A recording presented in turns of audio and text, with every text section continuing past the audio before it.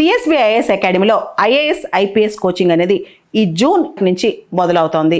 ఎవరైనా సరే అడ్మిషన్ కోసం ఈ ఫోన్ నెంబర్ని కాంటాక్ట్ చేయొచ్చు. మనందరికి తెలుసు 2022 సెప్టెంబర్లో క్వీన్ ఎలిజబెత్ చనిపోయిన తర్వాత చార్ల్స్ III రాజు అయ్యారు. జనరల్గా రాచరికం అనేది బ్రిటన్లో అది హెరిడిటరీ, వారసత్వంగా వస్తుందన్నమాట. చార్ల్స్ III తర్వాత నెక్స్ట్ ఆయన కొడుకు ప్రిన్స్ విలియమ్స్కి రాజయ్యే అవకాశం ఉందన్నమాట. సో బ్రిటన్లో హెరిడిటరీ మొనార్కీ మీకు తెలుసు, రాజు సింబాలిక్ హెడ్ అయినా అది వారసత్వంగా వస్తుంది అనమాట. ఒకప్పుడు బ్రిటన్లో అలా ఉండేది కాదు. రాజు చాలా పవర్ఫుల్, కానీ నెమ్మదిగా రాజు పవర్స్ అన్ని ప్రజలకు వస్తూ మొదలెట్టాయి. పార్లమెంట్ చాలా పవర్ఫుల్ అయింది, రాజు సింబాలిక్ అయ్యారనమాట. బ్రిటన్లో అనేక డైనస్టీస్ పరిపాలించాయి. మొదట్లో నార్మన్స్ అని, తర్వాత ప్లాంటేజినెట్స్ అని, తర్వాత ట్యూడోర్స్ అని, తర్వాత స్టూవర్ట్స్ అని, తర్వాత హానోవెరియన్స్ అని, తర్వాత విండ్సర్స్ అని.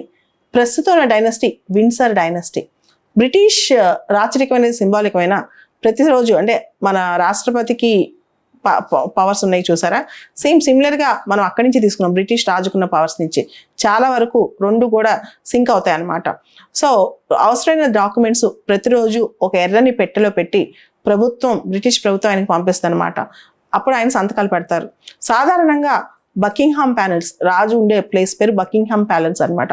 బకింగ్హామ్ ప్యాలెస్కి ప్రతి బుధవారం ప్రైమ్ మినిస్టర్ వెళ్ళి కలిసి ప్రభుత్వానికి సంబంధించిన వివరాలు, విశేషాలు అని చెప్పి ప్రధాని రాజు చెప్పొస్తారనమాట. ఈ సమావేశాలు ప్రైవేట్గా జరుగుతాయి. దీనికి సంబంధించి ఎటువంటి డాక్యుమెంటరీ ఎవిడెన్స్ ఉండదన్నమాట. బ్రిటిష్ రాజుకున్న అధికారాలు ఒకసారి చూద్దాం.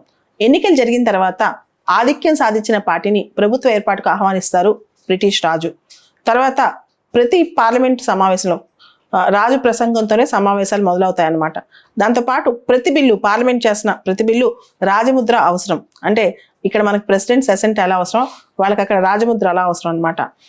1708లో 1708లో చివరిసారి రాజు ఒక బిల్లుపై రాజముద్ర వేయటాన్ని నిరాకరించారు. ప్రస్తుతం దాదాపు అన్ని బిల్లుపైన రాజు లేదా రాణి సంతకం చేస్తున్నారు లేదా ఆమోదం తెలియజేస్తున్నారు అనమాట. రాజు తలపై సెయింట్ ఎడ్వర్డ్ కిరీటాన్ని పెడతారనమాట.